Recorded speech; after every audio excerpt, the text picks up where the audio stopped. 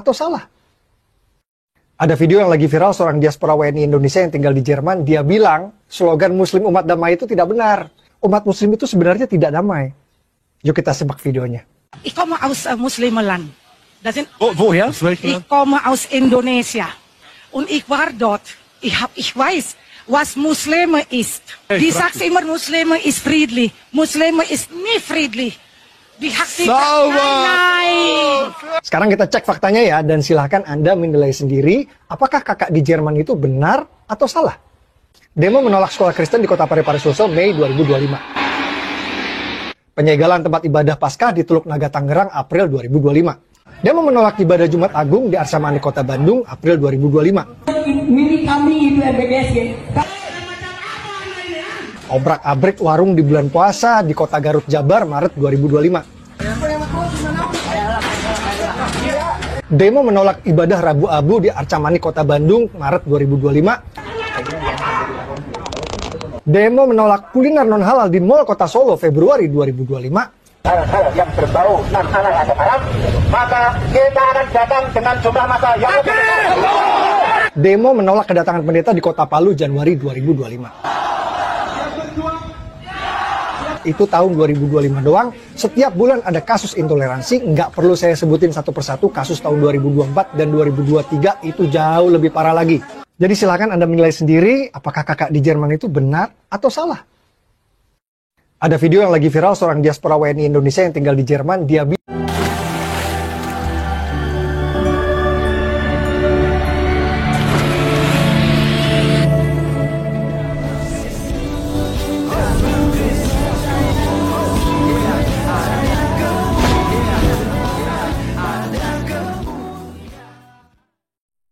Bismillah Abi wal Ibni wal Ruhil Kudus Ilahu Wahid.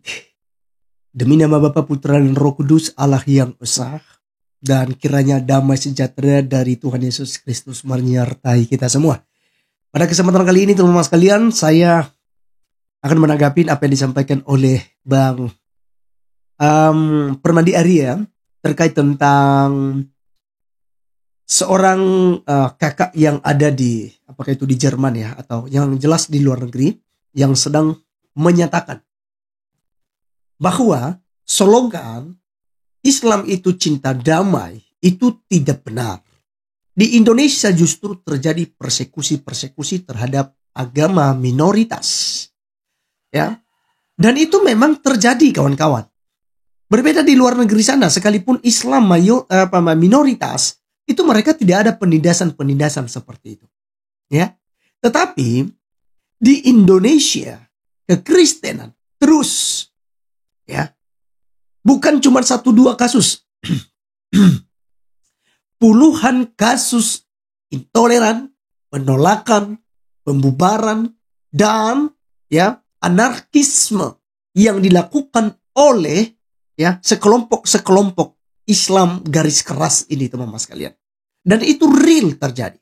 Baru-baru saja terjadi, teman-teman sekalian, di Sukabumi. Nanti kita akan tonton ya videonya. Bagaimana kemudian mereka itu persekusi ibadah retreat atau kegiatan rohani, piknik, teman-teman sekalian, untuk masa liburan anak-anak. Justru mereka melakukan tindakan yang melanggar hukum di Indonesia. Makanya kan menurut informasi sudah 7 orang yang sudah ditetapkan sebagai tersangka. Dan kita berharap dalang dari semuanya, orang yang menyebarkan berita itu bahwa terjadi kristenisasi, akan membangun yang namanya ibadah, membangun gereja di sana dan segala macam, ya ini juga harus diciduk, harus diproses secara hukum, teman-teman sekalian. Ya, karena saya tidak tahu kenapa saudara-saudara kita Muslim, ya tidak semua ya, kelompok kecil mereka ini kemudian mudah sekali ketika diajak untuk memerangi ibadahnya orang Kristen gitu ya, membubarkan gitu. Itu mereka sangat senang sekali, teman-teman sekalian. Ya, seperti yang sudah terjadi. Jadi teman-teman sekalian, saya berharap bahwa pihak penegak hukum benar-benar jeli dalam hal ini dan kerja keras bagaimana kemudian mengawasi gitu ya pengajaran-pengajaran sesat ya.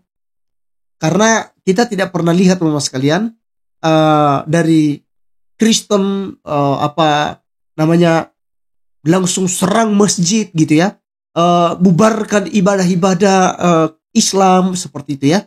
Itu tidak pernah terjadi. Tetapi di kekristenan sering mengalami hal itu yang dilakukan oleh saudara-saudara kita Muslim. Di Lampung waktu itu, seorang RT itu langsung masuk ke dalam rumah, naik ke altar, menghentikan alat musik, melarang pemimpin puja. Aduh Tuhanku, darah Yesus ya.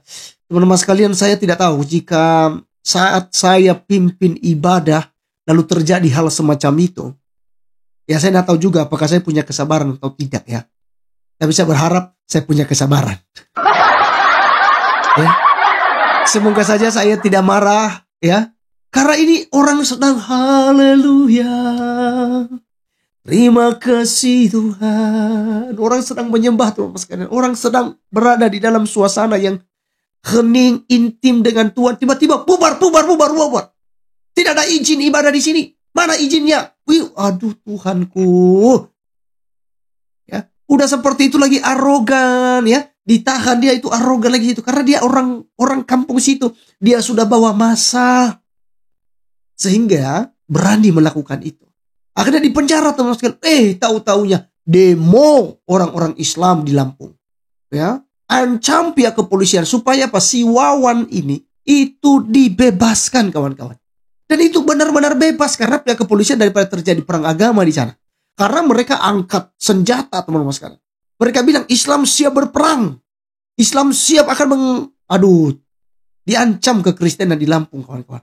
Jika si Wawan ini tidak dibebaskan. Akhirnya polisi menyerah. Polisi kemudian memutuskan bahwa si Wawan ini udahlah, biarlah jadi orang sebagai perusak begitu ya, dibiarkan ya, akhirnya dibebaskan ya.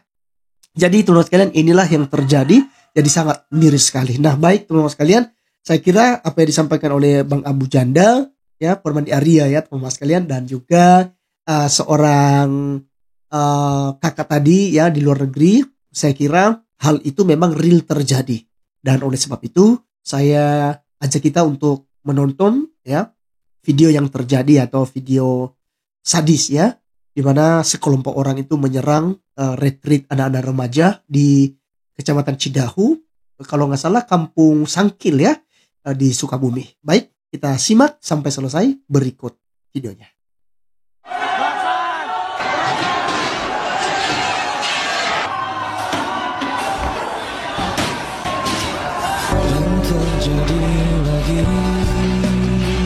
Dan terjadi lagi. Intoleransi di bagian barat Indonesia ini emang udah nggak ada obat. Jumat kemarin, siswa-siswi Kristen dari Jakarta sedang melakukan kegiatan retret. Retret itu semacam piknik rohani, liburan tapi sambil belajar kitab dan berdoa. Mereka pergi ke sebuah villa di daerah Cidahu, Sukabumi, dan mungkin warga setempat gerah dengar mereka nyanyi, lalu beramai-ramai mendatangi geruduk kegiatan retret tersebut, mengusir siswa-siswi dari villa, bahkan sampai melakukan perusakan properti dan vandalisme. Ini bukan soal izin. Jangan terkecoh dengan alasan izin. Ini murni Kristenfobia, kebencian dan ketakutan terhadap agama Kristen yang dibiarkan oleh negara dari zaman Pak Jokowi sampai presidennya Pak Prabowo. Tidak ada atensi dari negara, apalagi upaya mitigasi. Aparat tidak pernah hadir untuk memastikan kebebasan beribadah bagi umat minoritas.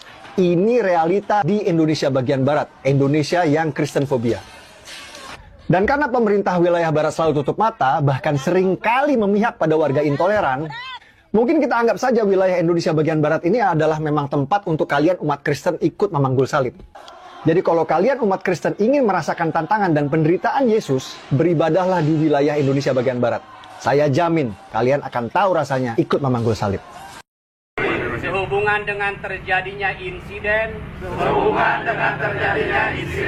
kerusakan rumah yang dijadikan tempat ibadah, maka dengan ini kami dari Forkopimjam Kecamatan Cidahu dan segenap lembaga keagamaan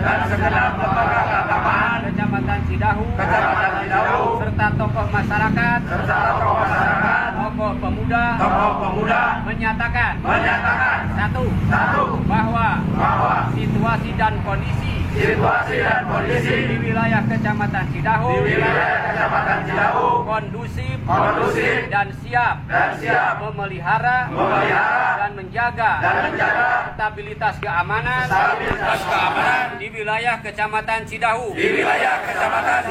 Dua, tidak akan terulang kembali kejadian insiden tersebut. Tiga, meminta jangan sampai lanjut ke proses hukum dan diharapkan diselesaikan dengan cara musyawarah mufakat.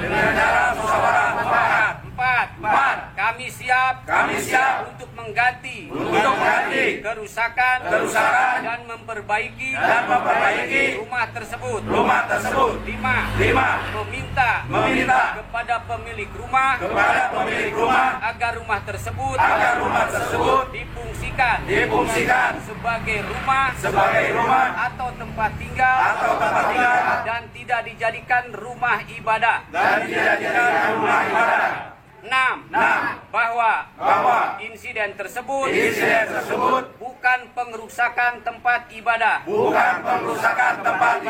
Demikian pernyataan bersama ini kami buat untuk dijadikan bahan sebagaimana mestinya.